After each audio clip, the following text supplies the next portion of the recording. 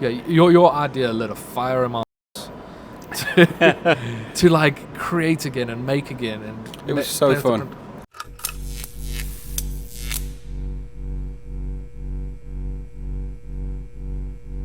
We've got Todd Blacksher with us here today, and for people that might not know you, tell us a bit about yourself.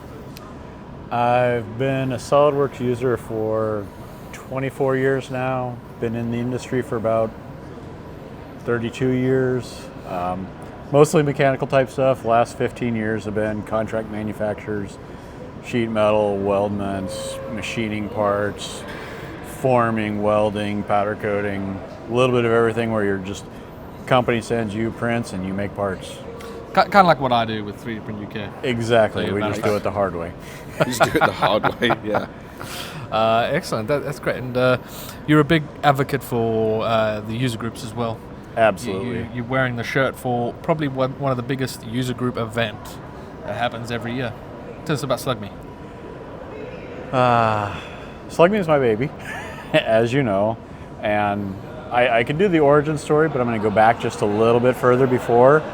Perfect. If we've got time to do that. Oh, I feel like we're doing a lot of origin stories. We're doing a lot of origin stories. Yeah, we Okay. just found out the origin story of the run of the nerds. Oh, yeah, way back when. Yeah. So Slug Me started in 2016, but we're going to go back to 2015 really quick. And I was, at that time, I've always been into the user groups, but it was like really on the climb. I had my own user group, which was going to turn 10 in 2016. I was the SWAGN rep for the southern U.S., which at the time was Colorado, New Mexico, Nebraska, Kansas, Oklahoma, Texas, Missouri, Arkansas, Louisiana. I had a huge territory, crazy huge. And I would try to go to as many in-person user group meetings as I could. I was averaging about 20, 25 a year. If it was around 200 miles, I would drive it. If it was over that, I'd have to fly. And the driving it is because I would do it there and back in the same day. Yeah. So I'd get up, go to work at like 5 or 6, leave a little bit early around 2 or 3, drive 3 or so hours, go to a meeting, finish up the meeting, drive 3 or so hours home. Yeah. Get up and do it all over again. So tail end, like December 2015, beginning of the month, I hit 6 user group meetings in 3 states in 9 days. Madness. Just a ton, because I used to do a lot of SWAGN tours. Autodesk. Yeah, I've been seeing Have you those. not seen it? Yeah. Even on Uber app, there's the Uber app crossing is out. also- Oh, jeez. I feel like just stickering them. No, so I used to do a lot of SWAGN tours, and that's the best way to get someone from SolidWorks corporate to come to your meetings. If you can line up 3 meetings for them and customer visits, Yeah. like in tight 3 days, like they'll fly out on Monday, Tuesday customer visits meeting, Wednesday customer visits meeting, Thursday customer visits meeting, and fly home on Friday, they're happy. It's like really hard to get people to Nebraska. That's the best way to do it because they check so many boxes just doing that. Yeah. So that was one of my things. I would line up a ton of, I always call them SWAGN tours. Yeah. Heather, I did a couple with Marie Blanchard, Earl Haas, Sal Lama, Blake. Just those are so much fun, and you treat them like rock stars, and then they get back to corporate and they tell everybody they work with, "Oh, dude, you got to do if Todd asks you to do a tour, you do a tour." So, anyways, now that was the start of December, You've end set of the scene. December. In 2015 was the 10th anniversary of my CSWP. Yeah. And beginning of the year, I was like, I should do a 10-year, I should get my CSWE. King of procrastination. Hell yeah. Okay. Join our club. we're getting to the end of December, and I'm like, oh, shoot, I haven't done anything yet. So I took 6 exams in 7 days and got my expert. Wow. Commitment. Yep, or craziness. So then we pop on down to Dallas for World, and it was awesome. Had so much fun. The usual thing where there's 5, 6, 10 sessions every block. Yeah, You can only go to chock-a-block one. So I had all my favorites marked, and Alain Vargatu was doing a webinar of one of his after the conference. I'm like, I missed it. I want to see it. And so I'm watching it at work, and I was totally at World. In my head, Yeah. I'm watching him, and I'm at World, and he showed something, and I'm like,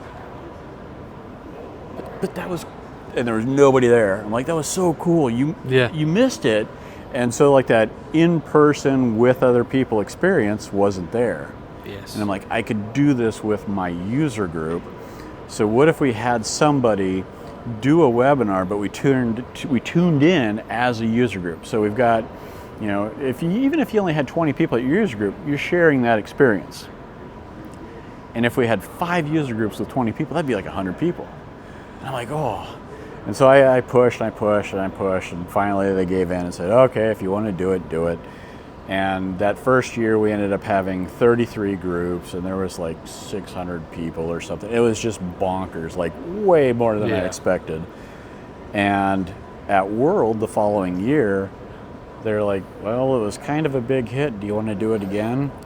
Oh, twist my arm. I'll do it. If I have to. I'm going to do what I love doing. Yeah, and it's one of those, it's like, had they shown me the future and like what it was going to turn into, I would have signed up even faster. And it was like instantaneous. It's like, so we're going to bring people from all over the world to come in and help out with this? Really?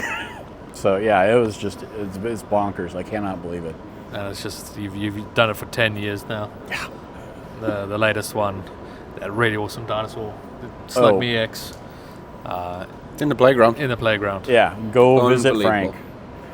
Go see Frank. I love that it's named Frank. And then from Slug Me, you spawned another idea.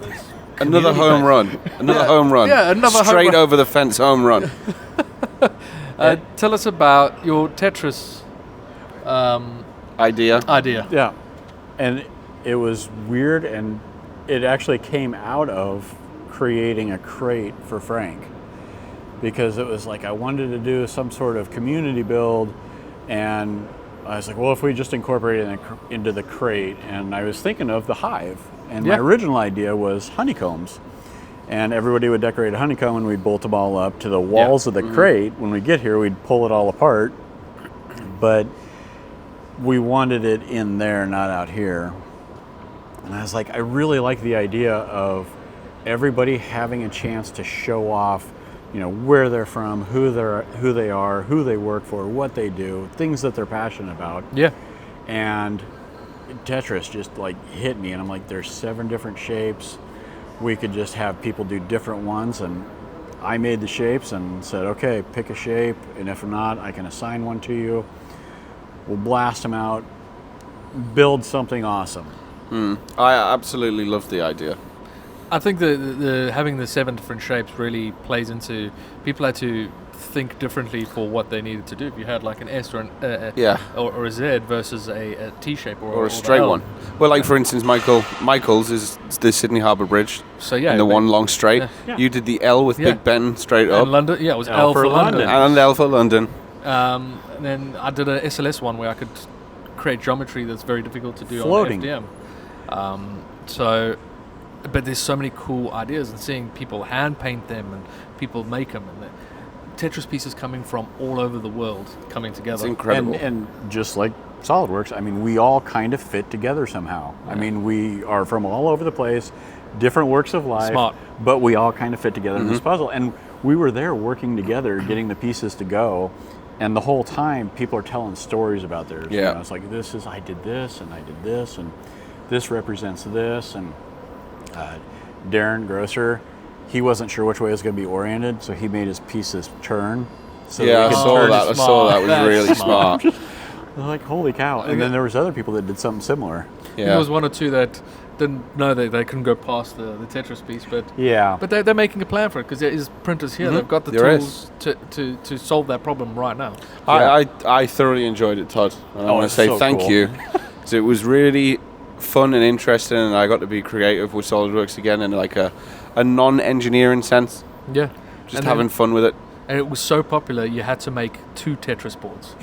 I think it was partly my fault, because I did 4 and Todd got sick of me saying, have you seen what I'm doing? Because every time you send something, I'm like, that's awesome. Do something. Okay, yeah, cool. And it was cool seeing people sharing bits and pieces prior to, and some were not, because like Darren's like, this is what my piece looks like, but oh, you have to go to World to see it. Yeah. And I held one back that I didn't show off until I got here. Yeah, I like that one. I think all people, sharing it gave people ideas. It got people excited because they're like, that's cool. What can I do to make it, mine cool? Yeah. It really helped kind of push it, that sharing. And it is genuinely a community wall that represents everybody. Yeah. Yeah. And I've heard a couple of people going to borrow the idea as well. Oh. We were at breakfast this morning, and James is going to take it into his classroom. Yeah, and get all of the students. Amy did too. She wants to take it into classrooms as well. So it's a really good idea, and I think it's now going to be used in that educational space as well, and have it. That it might be the first thing that someone designs and makes, and it'll just grow and grow. The fun part is it scales down really nice. So you don't have to do huge, if you... you could go huge. You could go really huge, and it'd be awesome. It's like a nice one of those size giant Lego cars. I think it's the perfect size for your average 3D printer. Yeah. So you scaled it up really nicely, and they were easy to print. For me, it was my first time to experiment with multicolor printing. We both bought new printers just around the same time. Yeah, literally like a day from each other without talking to each other. Yeah, we were doing a podcast, and I was like, I bought a new printer, and you were like, I just bought one. I was like, mine turned up yesterday. Like, mine's coming next week. Yeah. And mine I have not had for very long either, because, I'd been talking to Luke, and he's like, oh, you're going to want to get this, it comes out this time, and I'm like, okay. Yeah, we, I think everybody was getting excited and learning from each other, and it was a learning experience for myself, for you, of how to optimize the prints to be quick when you're doing your multicolor. And I learned a bunch of stuff about coloring the print within the Bamboo software from the stuff that you were talking about, because I was like, oh, I'm not doing it that way. And then you were doing assemblies, and I was like, I didn't even think of that, because I was doing it all multi-body part. Yeah. That's my workflow is always assemblies, and I struggle to change from it. So I do everything that way. So I had all the lettering as like 0.2 or something like that. You don't even need to have tolerance, because... No, because it's printed. No, 0.2 thick. So I was like 1 layer of white, 2 layer of white, or whatever, and then change. Yeah. And I did it all as assemblies because I'm efficient. I mean, for some of the models, I just our Measure Mania models, the rules of the competition and who modeled it. I used the text feature in Bamboo Slicer to do the text. Yes. Because that was a lot more efficient than doing extrude and then a cut as well. Yeah. Just purely because I wanted that workflow to be really quick, and I wanted to iterate it because I didn't know how it would come out. So I did a couple of tests, fine-tuned the size of the text to make sure that it's actually readable, and it came out very, very well. Yeah, they all look really good. And that was one thing that you were doing too. You were doing like little prints that were just a portion to make sure it worked, and I'm like, I'm not the only one that does that. Oh yeah. When I was doing our podcast one has the socials and everything in, and I remember I just like butchered Kirby's like social out and printed it. And he was like, what are you doing? I'm like, I'm just checking that it looks all right before I commit to like 7 hours and I don't know how many changes throughout it. Yeah. It's just working smarter. I think the bus for me was probably the most multicolor. But that one I said, I had about 3 attempts at it, trying different things and then breaking it up and all that stuff. So I learned a lot with that. That was awesome. I mean, when you shared the picture, I was like, holy crap. And I couldn't wait to see it. And then when you actually like pulled it out and put it there, I was like, oh my God. Yeah, your idea lit a fire in my ass to like create again and make again. And it was so fun. And that was the whole thing, is like, have fun with it. It inspired us to kind of go back to those first times where we discovered SOLIDWORKS and 3D printing. I was so glad it hit while I was off work as well, because I just had time to throw it in. So I was like, I've done this.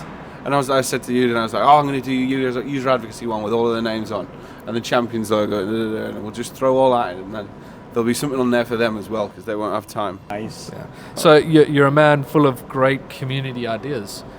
What is next? What is bubbling up in your brain?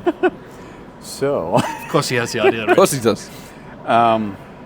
One of the ideas is kind of a continuation of this, and I'm going to give this one to Eric because we were talking about it, and like Eric, John, and I share a brain. Yeah. And we were talking about it, and it was like, well, people are going to see this, and they're going to be bummed that they didn't get to participate. What can we do? What if we did something on the cloud where we had just a giant wall you could take your model and throw it in that assembly, and then we could just have this thing just floating in space where you could just always add to it, and then you could jump in, you could pan around and look at it. Yeah. And maybe put something in there, because the thing I want to do with this is get a really good picture and then do like highlights around each of the pieces, and then an arrow and say who did it, maybe a little bit about it. Yeah. Maybe even make it interactive, so you can say, oh, who did this one? Okay, that was Dan Riffle from Colorado. Who did this? Just something to be able to show off what we did here, but then something to like take it onto a much bigger scale. That sounds like a really good ideas idea. for 11 too. Oh, I'm excited for that. So, yeah, Slug Me usually happens later in the year. It's live stream on YouTube. If you search Slug Me, and I'll put some links in there as well, and go check out the previous sessions. But Todd, thank you so much for sitting with us. I don't know if there's anything else you want to. No, I think we've covered it. It's been fun. No, you're a man who wants the community to get together and just work together to create something bigger. Yeah. And learn from each other. Yes, and keep coming up with the ideas, though. Which is exactly it. It's even though it's a community build, we learn from each other. It's a great ethos to bring to the event, and it excites people. It was exciting, and it reinvigorated some of the community spaces as well, because people were firing back like tips and tricks for printing, how they'd done things. So it's great. So keep them coming. Sweet. Excellent. Will do. Well, thank you so much for chatting with us. Totally. Thanks, Todd. Anytime. We'll see you at the special event tonight. Yes. Excellent. Super stoked for that. Cheers.